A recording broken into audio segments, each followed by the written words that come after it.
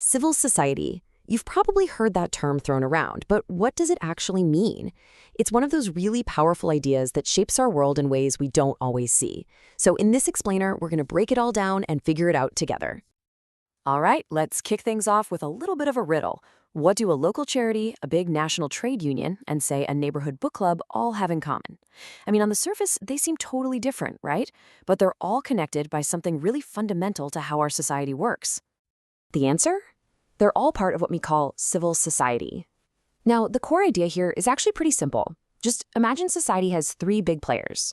First, you've got the state, the government. Then you've got the market. That's all the businesses.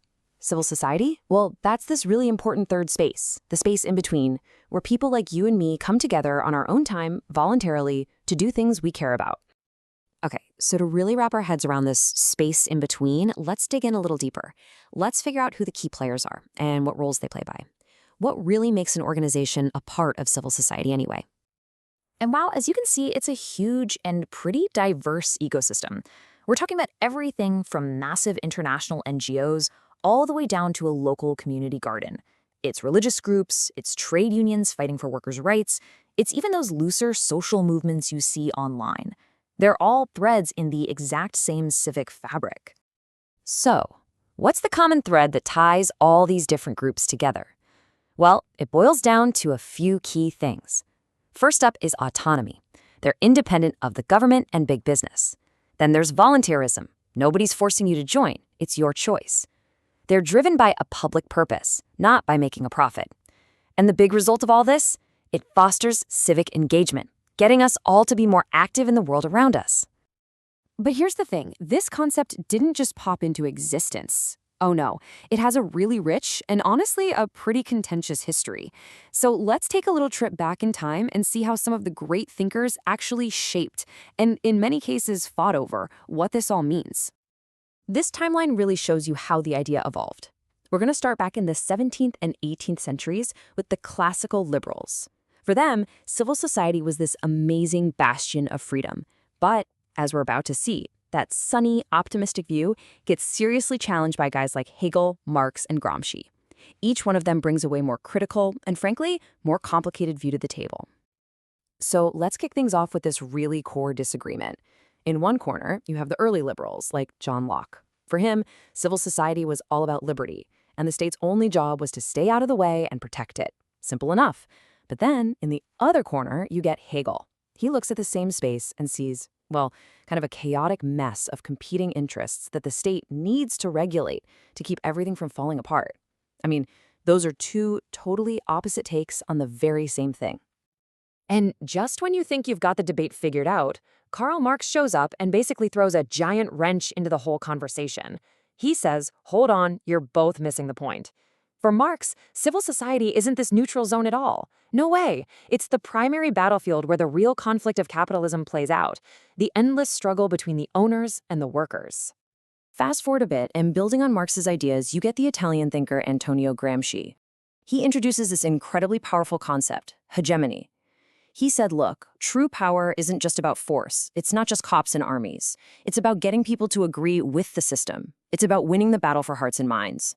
And where is that battle fought? Right here, in civil society, in our schools, in the media we consume, in our cultural institutions. This is where our society's common sense, what we all just accept as normal, is actually built. Okay, so that brings us up to the modern world. How have thinkers today taken all these classic historical ideas and made sense of them in the world we live in? A lot of modern thinkers really zero in on how crucial civil society is for a healthy democracy. You've got someone like Jürgen Habermas who called it the public sphere, the space where we can all debate and shape public opinion. Then there's Robert Putnam, who talks about how these groups build social capital. That's just a fancy way of saying they build the trust and the networks that kind of glue society together. But pretty much everyone agrees you need a strong civil society to keep the government in check. But let's not get carried away here. It's important to be realistic. Civil society isn't some perfect magical fix for everything. So it's time to put on our critical thinking hats and talk about some of the real problems and pitfalls. For starters, these groups aren't always as inclusive as we'd like to think. They can end up shutting out certain voices or even making existing inequalities worse. I mean, just think about it. A powerful, well-funded lobby group is going to have way more influence than a small local activist group, right? And then there's the danger of co-optation. That's when a group gets so much money from the government or a corporation that they lose their independence. They stop being a watchdog and start being a lapdog. And this brings us to a really crucial and, let's be honest, an uncomfortable truth. The very same freedom that lets a charity do good work is the same freedom that allows a hate group to organize. This is what some people call uncivil society, groups that use this free space to spread intolerance, hate, and anti-democratic ideas. It's the dark underbelly of the whole thing. So, okay, we've gone through the history, the different theories, and even the messy problems. Where does that leave us? After all that, why do we still say that this third sphere is so vital? Well, it really all comes down to balance. For democracy to really be healthy, you need a good government, you need a strong economy, but you absolutely positively need this third space. This is where we as citizens can organize ourselves, make our voices heard, and keep the other two powers in check. Without it, the voice of the regular person just gets lost in the noise. And so, I want to leave you with one final thought to chew on. In the world we live in today, which feels more connected but also more polarized than ever, is having a strong, vibrant, and truly independent civil society more critical than it's ever been? Something to think about. Thanks so much for joining me.